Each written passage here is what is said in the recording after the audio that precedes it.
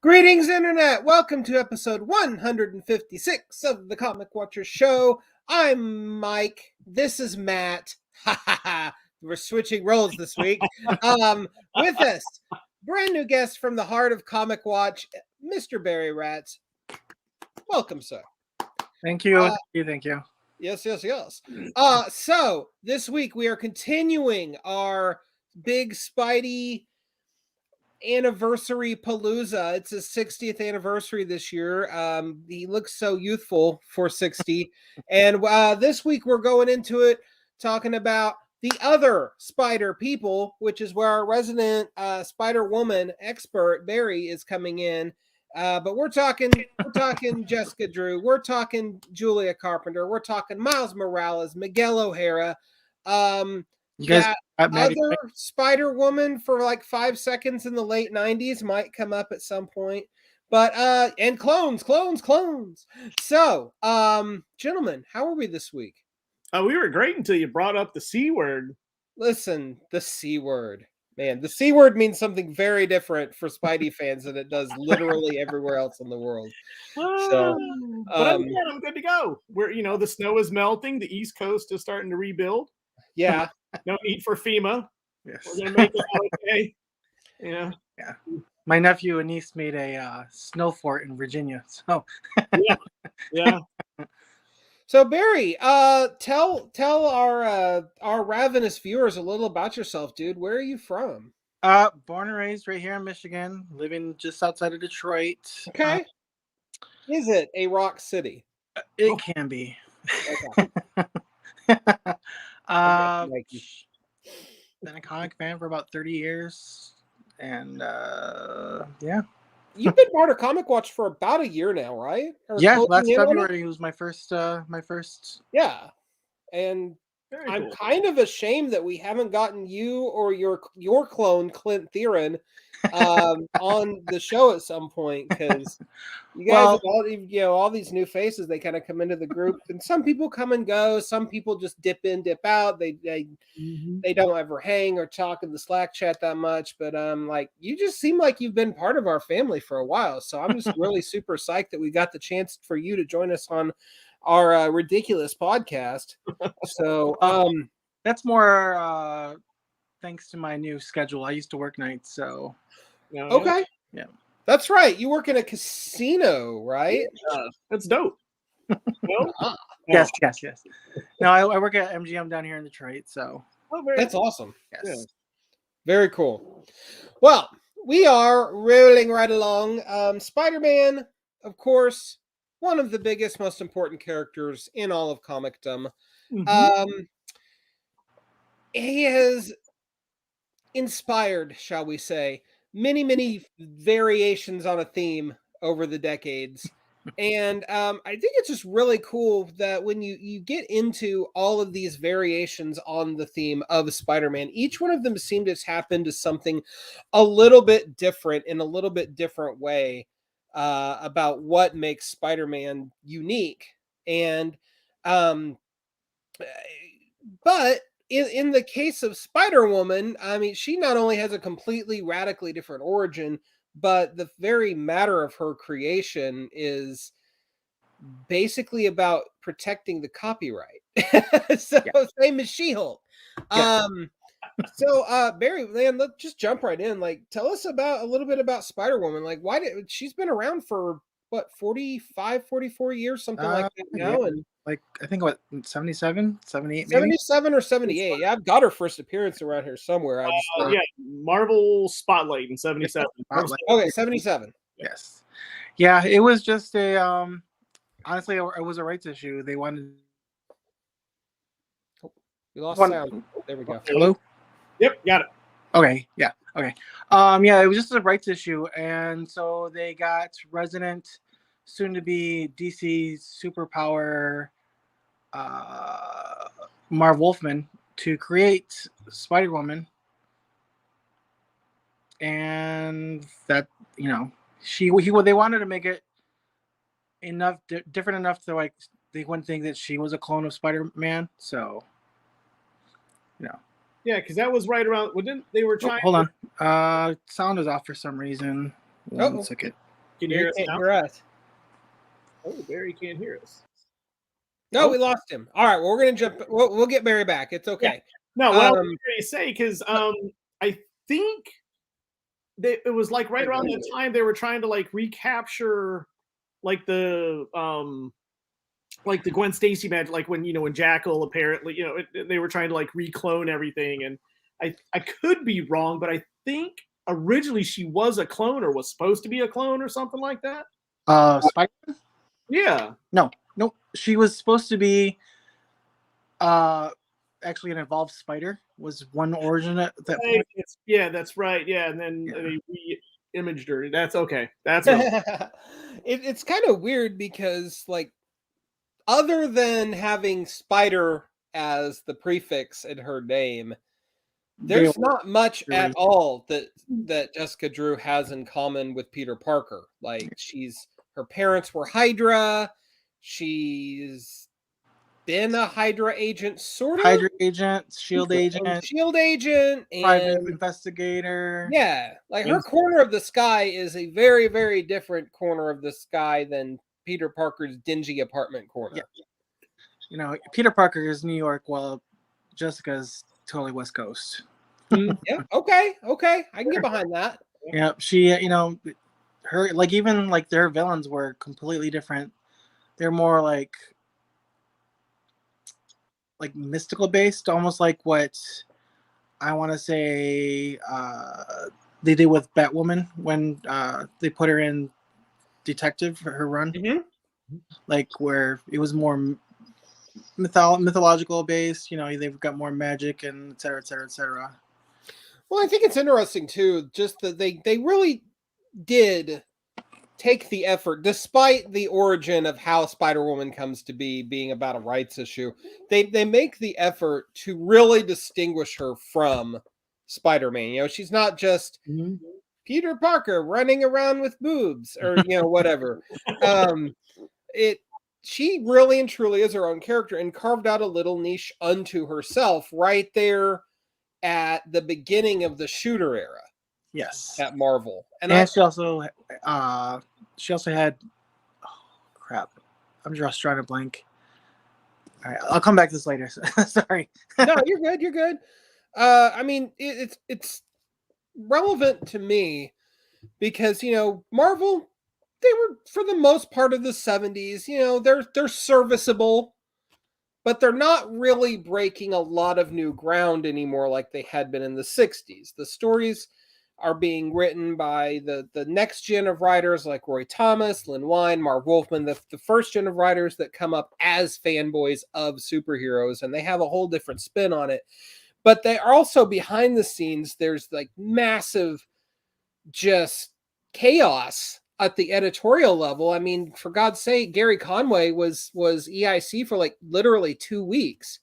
And there's just not a lot. There's all these little fiefdoms and just a sense of equilibrium. Like, let's not rock the boat too much. Okay, we're finally kicking DC's ass in sales. And then Shooter comes along, right? And he's got a totally, he's either history's greatest villain in comics or a visionary, and somewhere in between there. And he really ushers in this age of, to me anyway, the second Marvel age of comics, right? If the 60s is the Marvel age of comics, the 80s and everything that came with it, out of that Shooter renaissance, really, is really the second era. And Spider-Woman is right at the beginning of that. Like there's I don't think that's a coincidence. Because you've got a lot of effort to really reach out and diversify the types of people that are reading comics to reach more mature readers, like with Frank Miller and on Daredevil, or Claremont on X-Men, obviously. And she's definitely a product of that era. But then, Barry, maybe you can shed a little light on this. She kind of just fades away towards the start of the 80s. Yeah, I mean, Claremont left her in a coma, if I remember correctly. No, that was and Nascenti, I believe. Oh, that's right, and Nascenti. My bad. I got my X people backwards. No, you're fine. Claremont actually, I mean, she was like fading into obscurity, and then Claremont got a hold of her for like literally 12 issues. Okay. Like picked up enough interest that there were rumors she'd go back to being monthly, and then he left to do New Mutants or something like that. And they had Anne on there for like 5 issues, and then they put her in a coma. So Okay.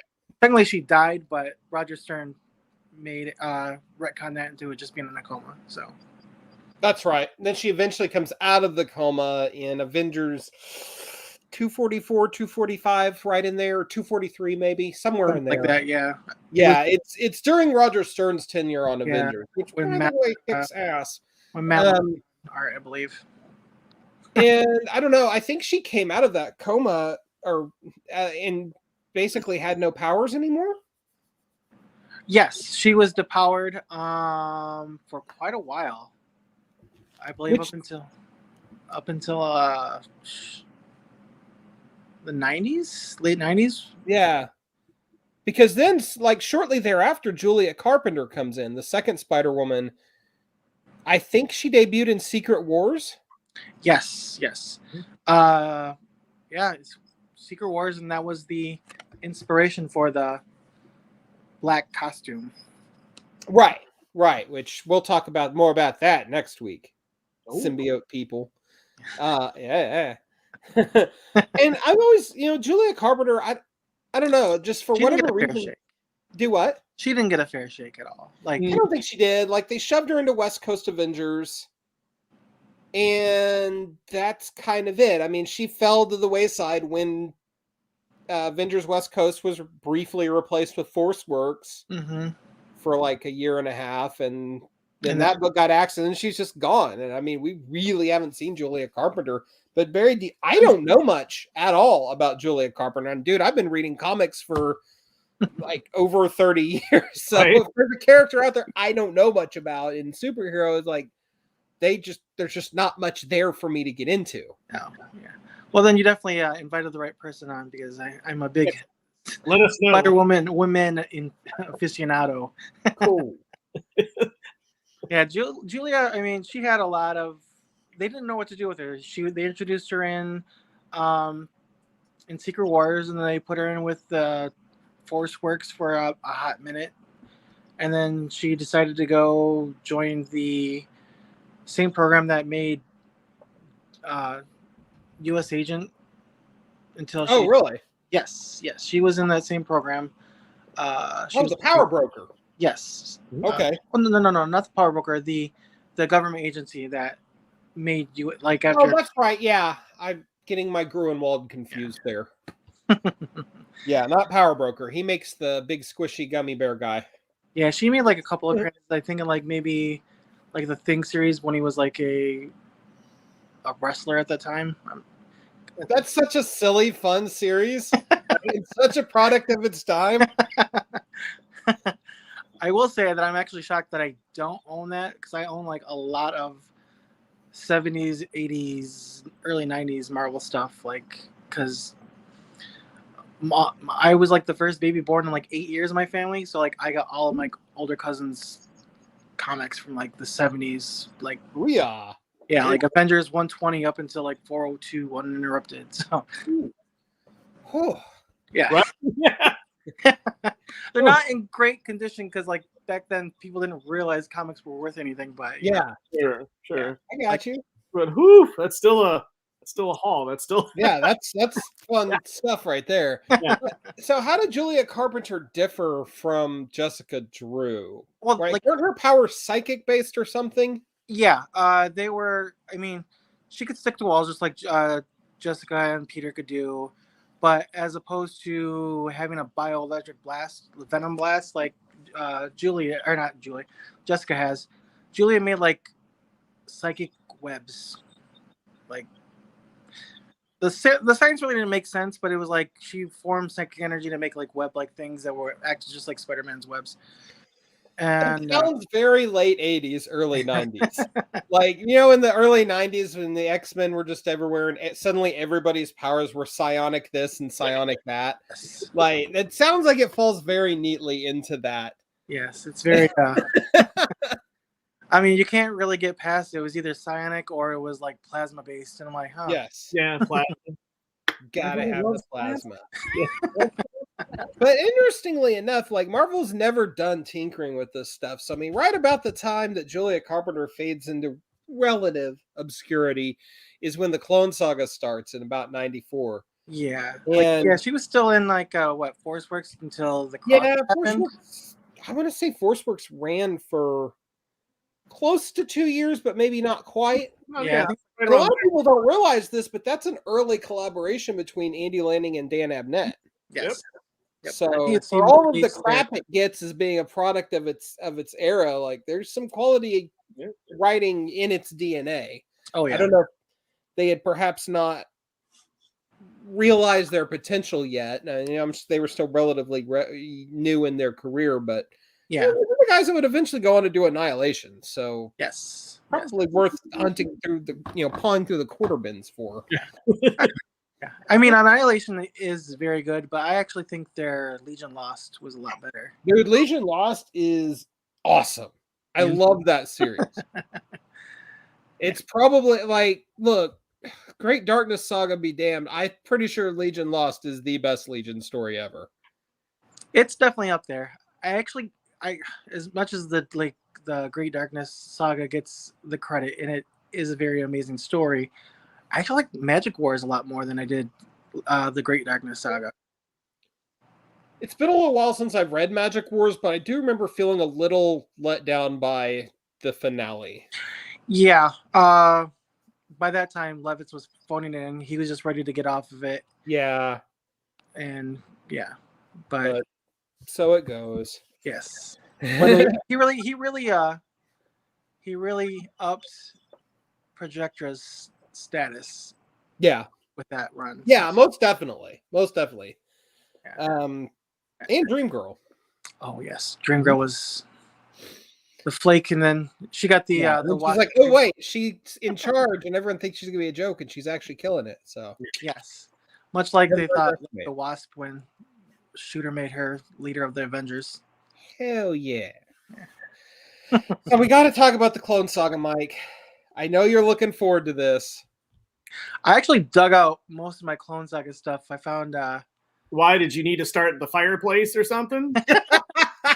No, like you guys were talking about it. I'm like, you know what? Because we were talking about like some stories weren't that bad and some were, obviously not good. See, that's the bad thing when you're texting things. You can't you can't feel the disdain in my voice. You can't see just angry drool coming out, and you know the beard is soaked. It's really gross. It's bad comics. You need your beard balm. I do. Oh God, the Clone Saga. We've got to talk about. We're talking about other Spider people. There's no getting around the Clone Saga. I mean, well, you know, I mean, like we talked about last week, I think maybe a subsequent generation of fans to us, Mike, are having a different appraisal of the Clone Saga than those of us who survived it the first time. And it was a matter of survival because for 3 years, Marvel did everything they possibly could to run everybody out of reading Spider-Man comics. Yeah. Well, no, I mean, Ben Reilly. Let's just, you know what? Let's try to give Ben Reilly a fair shake. All right. Okay, he's blonde. Okay, he's got his his web shooters on the outside of the costume. But I mean, the costume is dope. I will say this: Dan Jurgens. Ben Reilly, the costume is dope. The color. Got to give it up to Dan Jurgens. That is a slick-looking costume. Yeah, you know the problem is, and this goes back to last week. I think the newer generation, you know, that have a different take. They didn't live through the 8 years that it took to get through the original Clone Saga.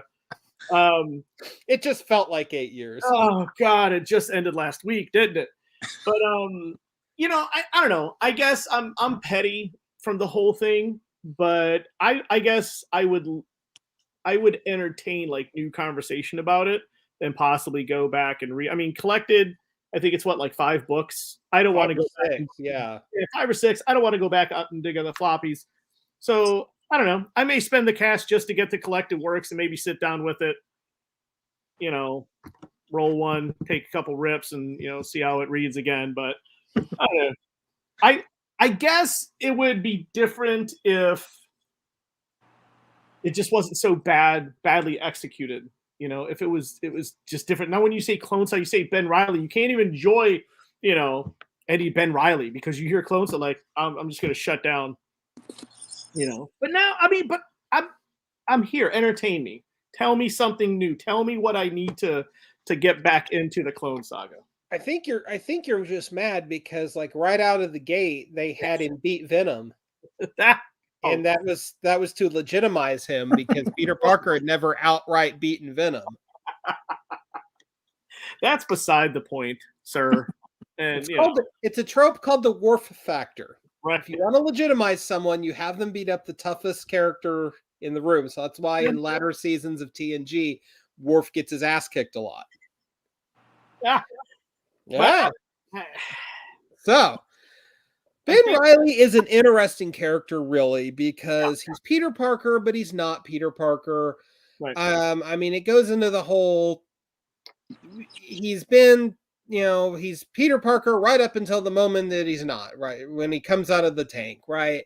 And he's otherwise had this really different life, but he's still got Peter Parker's love of science, Peter Parker's the basic building blocks of his personality, but after a certain point in his adulthood, he simply becomes a different person. And Marvel, bless them, they tried so hard to make us care about his world. And he doesn't hang out at the Daily Bugle. He hangs out at the Daily Coffee Place or whatever it was called. And here's not Mary Jane, but this other redheaded lady. And nobody was buying it. Like I said, it was just badly executed. I think you're not wrong. I think if they had done it right, okay, like here's this big arc called Nightfall, right? And we're going to tell a story, and it's a long drawn out story over 2 years, and it's about how you can't replace Batman with an extreme 90s model. Right. And you just can't do that. Marvel could have done that with the Clone Saga, I think, but instead they had no idea where the story was going. J.M. DeMatteis has stated, it's either him or Tom DeFalco, I can't remember who, but I think the Clone Saga was originally supposed to wrap up in like Amazing 400, but those early issues were selling so well that Marvel was like, no, do more, and then it dragged out for 3 years. Yeah. I'm sorry, go ahead, Barry. I would say I think that had more to do with marketing because they were like basically at that point Marvel was going almost bankrupt. Yes, absolutely. The publishing, well, from what I've read and I've talked to like at different cons, the publishing was the only thing keeping it afloat. Mm-hmm. Which sounds weird because like it was the crash and everything like that, but like they just went haywire and bought like what was it? Crap. Toy Biz. Well, yeah, they bought Toy Biz, and then they bought. You did buy Toy Biz. That's right. Yeah. And then they bought what was that company? Malibu. And then they bought. Yeah, they bought Malibu, and then they bought the cart company. Was that also? Yeah. That's what I was trying to think of. What? Fleer. That's right. Yes. And now all the Marvel trading cards are through Fleer, and it's like all the toys, all the trading cards, the hundreds of thousands of single issue comics, the die cut, glow in the dark, chromium, polybagged, best covers ever, owner inducing covers with mostly naked ladies in 3D. Best covers ever. Yes. One of the things I'm going to be bringing up in my my Witchblade thing is the half naked ladies. 'Twas the 90s. Yes.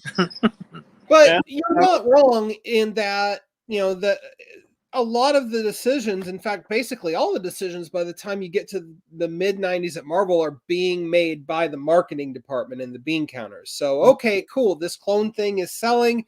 We're going to pump the shit. We're just going to pump it out and keep pumping it out and keep pumping it out until we can pump no more. Right. And Ben Reilly basically becomes a sacrificial lamb at that point, I think. Yep.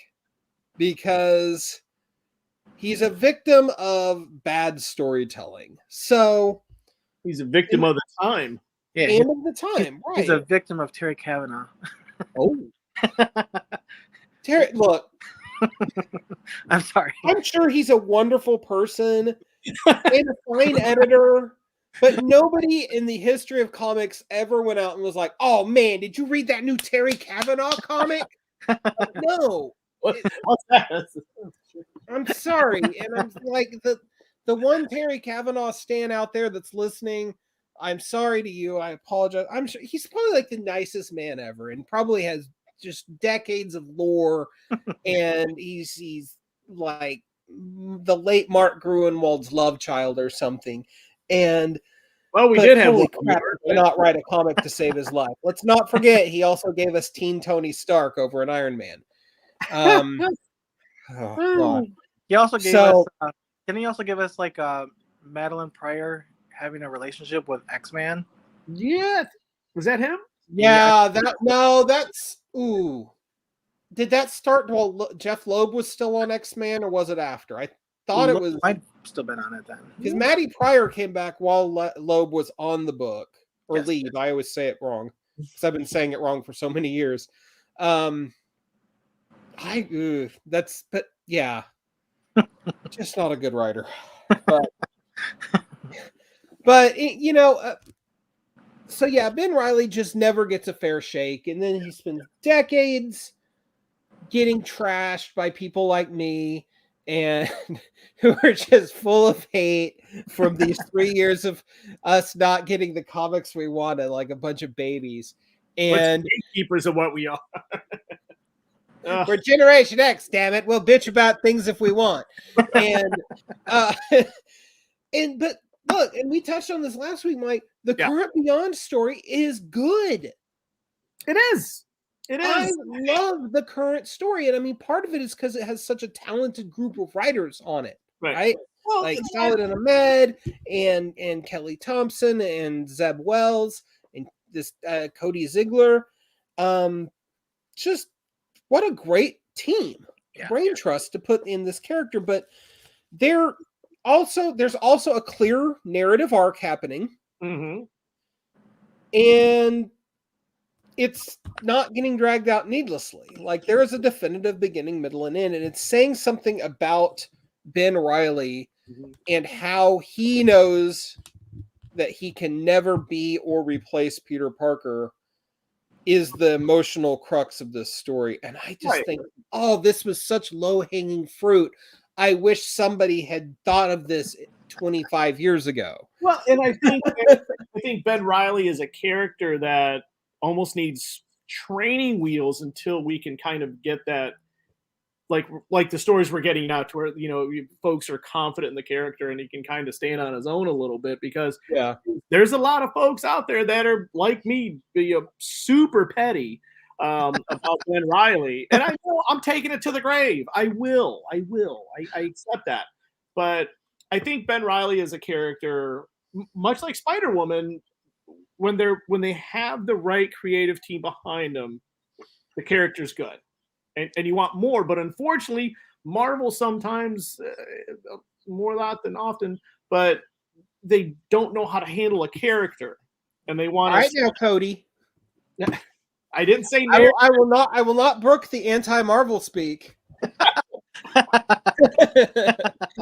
I think, Mike. I think what you're saying could be applied to either of the big two. Honestly, at any given time. Oh, easily, sure, yeah. Like it's just part of big corporate comic companies. Yeah, it's like you're gonna go through highs and lows. Well, yeah, I mean, it's like I need my Aquaman with a lot of water, no fin. That's a good way to put it. Aquaman is next month. No one cares. I care. I care deeply because Aquaman rules. Yes. He's way better than Spawn. And his silly giant cape and trash can boots with Spawn. Oh my gosh. So Ben Riley, I mean, Barry, do you have any like deep abiding thoughts on Ben Riley? Because I'm kind of curious to get your take on this next one I'm thinking of. I actually like Ben. Not Okay. like Oh, not to the point where like I'm like, oh my god, I've got to pick up this comic book, because I did not do that with the Peter David stuff, because Peter David has not been giving us classic Peter David in quite a while. So like I breezed through the first couple episodes or issues, and I'm like, it just wasn't for me. But no, yeah, I mean I enjoy. Are you talking about the Symbiote Spider-Man miniseries? No, the Ben Riley Scarlet Spider series with him and Bagley from a couple years ago. Man, how did I miss that or forget about it? I guess I should say. It was just after Clone Conspiracy came out. Oh, that's why I hated the way that Dan Slott did that. I did not like Clone Conspiracy. I'm gonna be honest. Anyway, I haven't even read the whole thing. I've read like one issue of it. So I gave it a fair chance until they brought Ben Riley back. And I was like, fuck this. You fucking did it, stupid ass. And I threw it on the ground. Like that Lonely Island song. I did like the jackal mask that he had, but that's about it from what Yeah. Oh goodness. Goodness. And they got Mark Bagley to draw it. Like there's never a bad time for Mark Bagley to draw Spider-Man. there you go. But yeah, I mean, I enjoy him for the most part, because it's a fun little aside, I guess. Yeah, I can get behind that. Yeah, just like like there's different characters, like whenever they feel like putting oh god, the Snapper car guy from Marvel, Rick Jones. Whenever they decide to make Rick Jones the Bucky or the Hulk for like a hot minute, I'm like, oh, this is all right if the story's good, but Yeah, having Rick Jones be the hacktivist during Secret Empire was not a good look for him. That was just pushing it. No. Yeah, no. Like I can suspend my disbelief so much, but yeah, I have a whole thing about Nick Spencer, and I just don't feel like getting into it right now because I don't have enough alcohol. But Nick Spencer is one of those writers I either love or hate. Like, he has to be on the right project. Yes. Superior Foes of Spider-Man and The Fix are brilliant because they're his Ant-Man stuff. Because he's clearly writing something that he gets to have fun and lean into his sense of humor. But when you put him on something where he has to be more serious-minded, he just clearly can't pull it off. It's not in his wheelhouse, right? Yeah. God dang. And I hate that. I loved Sam Wilson. You got me going. I loved the Sam Wilson part of his tenure on Captain America. Yes, that was awesome. Yeah. Oh, Misty and and Torres, like that was awesome. And then there was the other half of it with Hydra Cap and Secret Empire, and he did bring back Free Spirit, so I haven't seen her. I gotta, the fact that he remembered Free Spirit is pretty impressive, actually, because I think like you and me and 3 other people out there remember Free Spirit. Yes. So. I was kind of wishing that oh gosh, Jack had brought his big boombox, but dude, I can't even begin to tell you how much I have been there for the giant boombox. I've been like, this is my favorite book right now. Yes, absolutely. So a little bit after the Clone Saga, like Marvel's still trying to figure out what to do with Spider-Man. And so they went and introduced another Spider-Woman. And I think this one, and Barry, correct me if I'm wrong, was J. Jonah Jameson's niece? Yeah, Maddie Franklin. Franklin, that's right. And she didn't stick around very long. No, she was actually Spider-Man for the first couple issues of the Amazing Peter Parker relaunch in like what 97, 98. The one with Byrne? Yeah, the one with Byrne on art and It was 98. Mecki was writing. Okay. Yeah. Which I got you. Yeah. So I mean, I was like, oh, okay, Byrne's gonna be on Spider-Man. Then I read year one. I'm like, and you read it?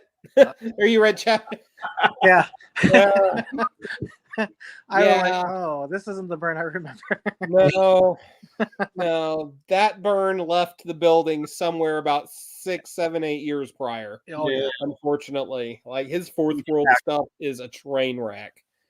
But it was a fun train wreck, whereas his Spider-Man stuff and his Hulk stuff when he came back to Marvel was not. I think it was just self-indulgent on his part because he kind of has this knack of giving the middle finger to previous creators he doesn't like and just very cruelly undoing stuff of theirs, like what he did with the Vision and the original Human Torch. And he was just like, nope, that's not it. Screw you. He has a habit of doing that. And that doesn't work. It just, I don't know. That was all over his chapter 1 stuff for Spidey and I understood like his mission statement, but the execution was not there. Well, and let's be real too. Like Marvel, late 90s, very fallow creative period, right? Mm-hmm. You've got them. Okay, cool. You've got Joe Q and Jimmy P in the wings with Kevin Smith, and they're starting to rejuvenate things with the Marvel Knights line, but that's really just a blip. Like the rest of Marvel in 97 through 99-ish is just lots and lots of forgettable stuff. Yeah, but there was some really good stuff there that got overlooked. Like, there is. The Heroes for Hire stuff. Busiek and Eric Larson on Defenders. That 12-issue run is fine. Even that, and like Busiek on Thunderbolts and that whole line of comics while the Heroes Reborn stuff was going on. Yeah, it's actually pretty good. Yeah, it is. It is, and I love the Busiek, and especially when Perez is on Avengers with him. But yeah, like just to me, and maybe this is just me kind of projecting where I was as a reader onto that era, because I was kind of falling out of love with superheroes at that point. You know, I'm 18, 19 years old. It's like, oh wow, here's Preacher, here's Invisibles. This is the stuff I want to read. Capes and tights, whatever. I'm a little less interested in that now, but every so often I'll go back and reread something that came out during that period in time, and I'll just, you know what? Marvel was putting out better stuff than I gave them credit for. So, but Maddie Franklin, like, she just came out during that period. Yeah, where the 5 thing, I think, is what this. Yeah. What was it? I can't remember what it was called, but this something 5. And the Gathering of the Five. And there was a weird cult, and I think they killed Madam Web off briefly. No, she actually gained eternal youth or eternal life. Okay. And they thought she died, but she came back like a woman in her 20s with Okay. It was very weird. I'm like, It was really weird. And so Maddie Franklin, like, I think she had like actual spider legs or something like that would come out of her back. No, that was Charlotte Whitter, something like that. I don't even know who she is. Oh my god. She was like a fashion designer who got superpowers through, I think, Doc Ock or something like that. Okay. And she was like going around and stealing like the spider powers from all the other Spider Women. Like, I think first they hit up Jessica Drew, and then oh gosh, what's her name? Spider-Man 1-2. Oh, Julia Carpenter. Yeah, Julia Carpenter. And then they gave them to her, and then they gave her like spider legs that came out of her back and stuff like that. And then I completely checked out on that conversation when it was coming out because man. Yeah, like glad we called you. Thank you for accepting our summons to bail us out on our show. I'm over here taking notes. Like, I got to go look at my boxes after this. Yeah, look at Wiki or something. That's what I'm here for. So you don't have to look at Wiki. Yeah, keep talking, Barry. Keep talking. Oh. Oh yeah, the Maddie got the legs out of her back after like she and Charlotte got into a fight over the Spider-Woman title, and that's when she became the new one. And she was it for like about a little over a year, I think. And then I think she got ignored when Joe Q came in, and he's like, "No, this is stupid." So, well, and it was right about the time Joe Q came in that they put Straczynski on Amazing. Yeah, they put him on. Yeah, he really finally gave the Spidey books the shot in the arm that I'd personally been missing for the last few years. So, neither here nor there. But important thing happens in 2000, and this is where my favorite not Peter Parker Spider-Man comes in, and that's Ultimate Peter. And Ultimate Peter is my guy. I love that run so much. I'll admit I like Bendis's Ultimate stuff a lot more than I like his 616 stuff. Like, okay, it was just like, I mean, it might be my age, and like I'm like, oh, that's not my whatever, but it was just like. Are you being older than you actually are? Is that what's happening? Yeah, I'm like, yeah. Well, I mean, I don't know. I guess Bendis is always kind of polarizing. Bendis is extremely polarizing. Yeah. But for me, that first, like, I guess let's see, Powers starts in 2000, and Ultimate Peter, his Avengers run and his run with Ultimate Peter both end in 2011. Yes. No, 11, 12, right in there. Yeah, Avengers was early 12 because that's when Hickman came in. And, like, to me, that's the prime era where he could basically do no wrong except for Daredevil Ninja. And that was, what a shitty miniseries. Was that him? Yeah, it's so awful. Yeah. Oh, God, but whatever. But I mean, he really, really reinvented what comics sounded like when you read them, right? Like, you always hear a comic in your head, and that David Mamet style rat-a-tat-tat type dialogue that he writes, which has now become his own shtick. And I'm just like, come on, dude, get new shtick.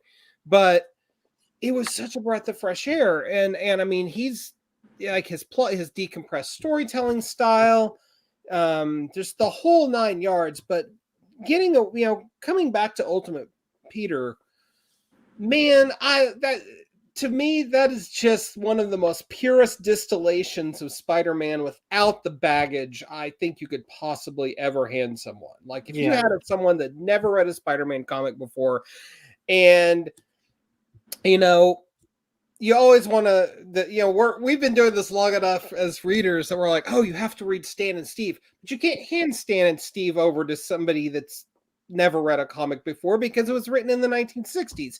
They're not going to read it the same way we will. They're going to read it and be like, this is fucking old bullshit. What did you do? And but you give somebody Ultimate Spider-Man and it reads so new. It's in a language that anyone external to comics fandom could pick up and be like, I can hear this story as the movie it's supposed to be in my head. And Peter is just such a real kid with real problems and insecurities. And he's kind of a crappy Spider-Man a lot of time because he's so youthful and inexperienced. He like falls ass backwards into success a lot of times. And he'll always be my guy too, because he had the balls to stand in front of the Kingpin and tell him fat jokes. Which is still one of the funniest things I've ever read in my entire life. This big, just super serious moment. Before we get into this, there's just one thing I want to tell you. You're so fat that when you get cut, marshmallow fluff comes out. Just a childish barrage of Spider-Man insults and to the Kingpin. And I mean, it's just perfect. That's just so perfect. And the way that Bendis would eventually resolve Ultimate Peter's story in such a way that sets Miles up and makes him the inspiration for Miles, Mm-hmm. is such an organic thing, because when Miles first debuted, it took me, like slow-witted reader that I am, a little bit of time to figure out, oh, Peter Parker is his Uncle Ben. Mm-hmm. You know, and because I kept waiting for one of his parents to be dead, and, you know, it just didn't happen. So, but yeah, like, guys, y'all, and I keep taking up all the oxygen in the room. Forgive me. But this is one of those things I'm just like crazy passionate about, is Ultimate Spider-Man. It's just such a perfect comic with a beginning, middle, and end arc. Even when he had a Charlie Brown head briefly after Bagley left. But I mean, do y'all have any thoughts, feels, or anything like that about Ultimate Spider-Man? No, and it's kind of funny because I never thought about Ultimate Spider-Man like the way like you like talked and like portrayed it. So I'm kind of like once again, you know, I'm taking notes. I'm like, did I miss something with Ultimate Spider-Man? Because it's like, I don't know. There's other, you know, Spider-Man stuff that I would go. Not saying it's bad, you know, but I guess I never figured that Ultimate Spider-Man would belong on that required reading rack, you know. So I think so. Yeah, it's a very interesting take that I would have never even looked at real estate in that neighborhood. Yeah, I mean, I almost like, especially with like newer readers, that's something I would definitely recommend before getting into the Stan and Steve, the Stan and John Senior, or even like the David Michelin and like that stuff. I mean, I grew up reading that, you know, the older stuff, so like I can go back and read it easy, right. But it's a language we understand, right? And comics today, they're like the whole. It's like it's almost like a completely different animal. Like it still has some of the like key components that we were used to, but like there's so much different. Like thought bubbles anymore, like almost unheard of. Like they were like, it was just text boxes for like a decade. Right. Well, and the language of comics, you know, has become more economical, but it's also become a lot more respectful of the, or maybe not respectful, but mindful of the age and abilities of the readers, right? Like, we don't need constant exposition dumps reminding us what happened in issues past, right? Or what happened on the last goddamn page. Yeah.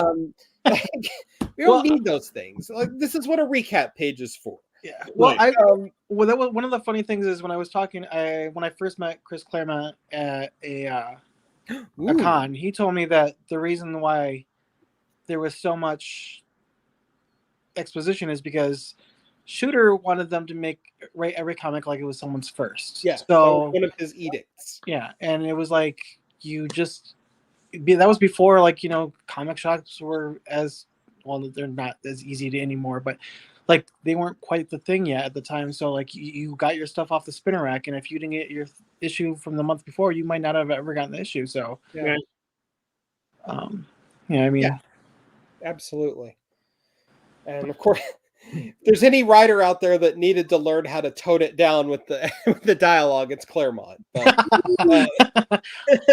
I did ask him, like, did you get paid per word? And evidently they did. Some writers they got paid. Some projects you got paid per page rate, and then some you got paid per word. So he would, he said that he would try to make it as literate as possible. Like I think because he added so many words to it, like I would like what the hell does that mean? So I'd look up, you know, like facade. I'm like, what is that? I don't even know what that means. So like, you know, he would just like try to he would put as much words in it as possible to get every dollar worth. Well, and I mean, that not speaking down to readers is right out of the Stan Lee playbook, right? Like DC was writing comics for 7 or 8 year olds in the early 60s. And even in the 70s, like if you look at absolutely. They deny it, or old fans deny it.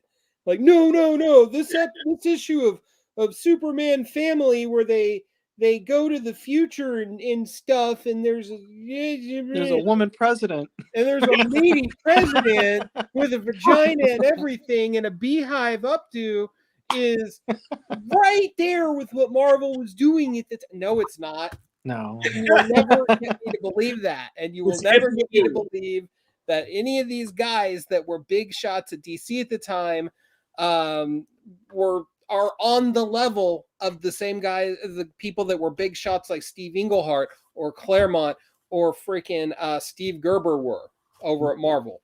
I'm sorry, no. Well, Starlin, I mean, thank you. Starlin. Like I was reading some article one day, and it was either with him or it was with Bill Mantlo or something like that, or even Steve Englehart. He might have been talking about it, but like he said that Mantlo and Starlin would go like around tripping on acid, thinking about new stories to write. Yes, it was. Yeah, I totally believe it. They would trip on acid trying to think of a new No, I believe it. I mean, that's like, God, Englehart loved his weed too. That's why the beast is basically his beast is a pothead in Avengers. I mean, that is what the oh God. Damn hippies. Well, yeah, they're no, like weed. the plant people that the Kree fought. The Kotati. Yeah. Yes. Yep. I mean, it was Yeah, just that is a plants. Didn't catch it as a kid. Story was absolutely written on drugs. There's no two ways about that. Oh, I do remember. Something that I was gonna bring up about Bendis. Yeah. It's a fun little fact that Jessica Jones was supposed to be Jessica Drew, but Marvel had plans for her in the Spider-Woman Maddie Franklin series, so it got nixed, and he came up with Jessica Jones. I think I read that at some point. Now that you bring it a long ass time, like 2 decades back or something, I vaguely remember that. Yeah, because I remember when I first started, I'm like, this is just Jessica Drew, but with drinking and cursing, right, and getting sex, and sex with Luke Cage. But like, you know, we come up, and I mean, Jessica Drew is back. She's been back. Bendis brought her back to prominence in New Avengers, which I loved. She had the classic costume. Actually, prior to that, he used her for an arc in Alias. Yes.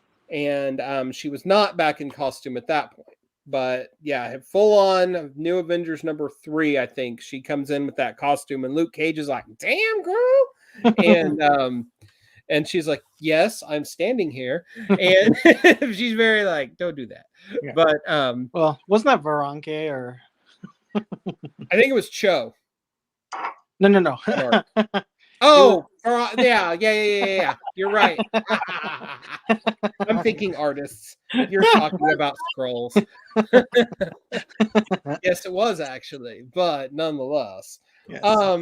You know, I think it's great that, you know, these things come full circle, and Jessica Drew, she's basically been prominent to one degree or another since then for the past 15 years. I think you mentioned in chat one day that you were not a fan of the Dennis Hopeless series. Oh no, I was a fan. Okay, I must have been thinking of something else. No, I hadn't read much of it. Like when it was coming out, I don't remember why. Maybe income issues or something like that. Or yeah, but it's a good series. I really liked it. It's got a lot of the same feel as the Matt Fraction Hawkeye. Yes. Which very good. And the Rodriguez art is phenomenal on it. Chef's kiss. Yes. So it was just like it was a nice change. It was. It's very low stakes superhero stuff. I mean, the second volume, she's pregnant for part of it, 3 or 4 issues, but I mean, a pregnant superheroine. What a novel concept, you know? And I really loved the fact that throughout the series, everyone's like, come on, who's the dad? Who's the dad? And she's like, it's not your business. Because it doesn't matter. Right. The dad's not in the kid's life. He's a non-factor. And of course, everyone's like jokingly saying, it's Hawkeye, isn't it? It's Hawkeye, isn't it? And it wasn't Hawkeye. But yeah, what a wonderful series. And I think I think she's like Jessica Drew's really turned into a legacy character in her own right, and a character outside the scope of just being another spider person, right? Yeah.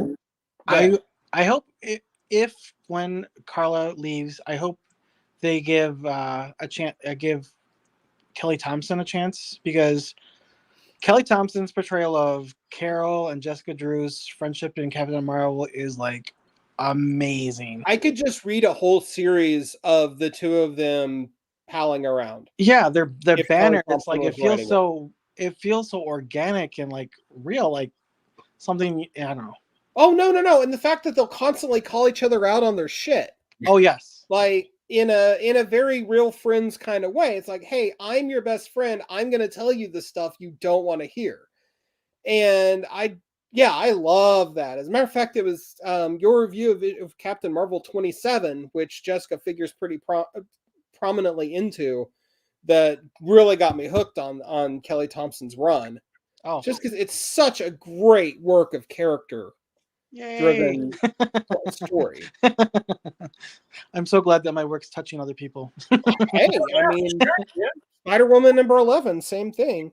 But we've touched on Miles, and obviously you got a whole another generation of fans now, especially in the post Into the Spider-Verse world, for whom Miles Morales represents a whole new different way to be Spider-Man that has very little to actually do with Peter Parker.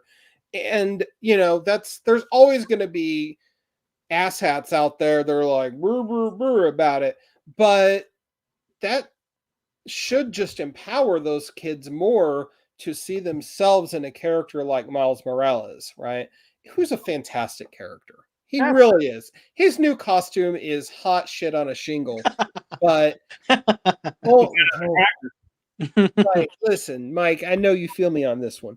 I do. I think Miles is good. I think they really struck pay dirt with him, and I'm glad they kind of after Ultimate Fallout, when he was introduced, I'm glad they kind of walked him along and introduced him and kind of brought him through that whole BS line where certain people, they're trying to change Spider-Man or whatever. I know that if I was a person of color, I would be stoked for this type of representation. Yeah, absolutely. If you don't like, I don't see how you can't like Miles as a character. If you don't like what Ahmed is doing with the book, that's fine. But as a character himself, Miles is just good for comics, man. He's good for the Spider-Man lore. He's good for the Spider-Verse. Right. And it's hard because he's such an icon now.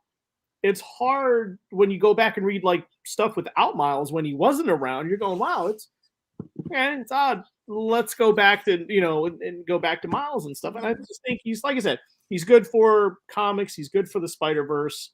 Another Alonzo and all them cats, back in the day. I mean, they really struck pay dirt with them. It happens.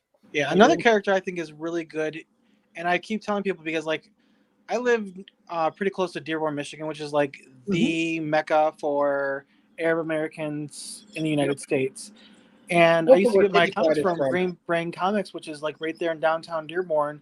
And I remember when Kamala first came out, I would see like tons of these little girls, like little Arabic girls coming in there, like trying to get the issues. Like they were buying 2, 3 at a time.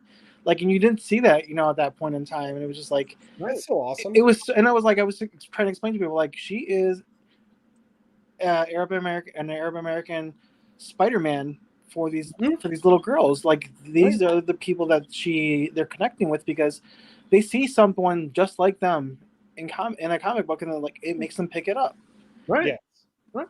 I mean, it's a beautiful thing. I mean, it's no different than like, and not to get into a whole big thing, but if we can have, Christian centric characters, and they can have their own thing. Why can't other cultures and religions and whatever have their own thing and other people enjoy it? You know what I'm saying? So when you It's see not- characters like Miles and Kamala, it's like, why wouldn't you enjoy that? Why wouldn't anyone want to see that representation and bringing other people not only into the hobby, but bringing to comics in general? Yes. The genre in general is just good for human beings. Yeah, yeah. The introduction of Miles Yeah. does not take your enjoyment of Peter Parker away. Nope. And Right. like you said, and I Peter love out there. so Yeah, much. you see that Peter Parker. I love it because it like you said, Mike, it brings more people to the table. It gets more people into comics, and we all win when that happens. Absolutely. And because comics in the last decade-ish have finally started waking up to the potential of, hey, there are other people out there who would like to have stories that look like them, or represent their experiences better. I mean, shit, yeah, that gets more people into comics. And the people that are hating on that, I mean, talk about just missing the point completely. Right. I mean, we could do a whole episode just yelling about comics gators, and I wouldn't want to waste the room like that. But what are you so pissed off about? Just you know what they're pissed off about is because for decades upon decades, comic shops were flooded with overweight white dudes. And now we're getting other people in the comic shops, and the overweight white dudes are sitting here going, well, wait a second. I'm feeling very attacked here. Right, yeah. Like, wait a second. Oh my God. Like settle down, pork chop. You're gonna get your book. Like, it's okay. We've still got your Vampirella back there. It's okay. Right. Well, let's not hate on Vampirella completely. But I'm not. I'm just using the I know. stereotypical example. Yeah, it's like when someone walks into a pork chop. Thank you, Chad. It's like when someone walks into a comic shop and they don't have sweatpants pulled up to their chest. It's okay, people. We dress differently. We look differently. Comics are for everybody. Everybody. I also don't like the argument, well, why don't they just create new characters? Because new characters, they don't catch on quite as much as legacy characters. I mean, were they saying the same thing when Wally West became the Flash, or when Hal became the Green Lantern? These are all legacy characters. Yeah. Stop with the bullshit. They're just taking my character. No. Because you still have every comic ever made with that character in it to choose from to read. But now, guess what? Other people have their thing too. So shut up. Eat your pork chop and shut up. It's gross, Mike. Sure. Why would you do that? No. This guy. It's an East Coast thing because it must be. We use A1 on pork chops here, so Comic Haters, a perfect spin-off. in the bizarro world, the comic haters hate every comic they review. Yeah, either that or drink sweet tea. Sweet tea is the bomb. No, it's horrible. That's how I know you're not from the South or South adjacent like I am. From Virginia, how much more south do you want me to get? You want me to marry my sister or cousin? I mean, West Virginia is right next door. Yeah, no. Talk about those guys. All right. Well, this has been a great show. This has been part 2 of our who knows, multi-part. We could go all year with this, but probably not. Talk about Spider-Man, his world, his influence, his impact in the year of our Lord 2022, his 60th anniversary. Thank you, Barry Rat, so much for hanging out with us. You are welcome. Thank you guys so much. Anytime. I had a lot of fun. Sure. I didn't realize it was as much fun as it is. Yeah, thank you, dude. Trust me, we didn't even really get into alcohol this week. Well, or Matt's pomade. So we want to thank Lemon Juice McGee and Carson's Corner and Frankie's Comics for being out there and helping support us a lot. along the way every week on the site and on the show. And for all of you out there listening, just remember, it's a crappy world, but it doesn't have to be. So, just get out there and read something good, support your local comic store, and above all, be good to one another. Thank you. We will be back next week with lots and lots of talk about, Mike, say it, symbiotes. You didn't say it. I didn't People say that are just, symbiotes you can- didn't. But Sorry. if they're listening, they can't see your shirt with Venom on it. Yes, next week, all symbiotes, all the time. Be here or be square. Is-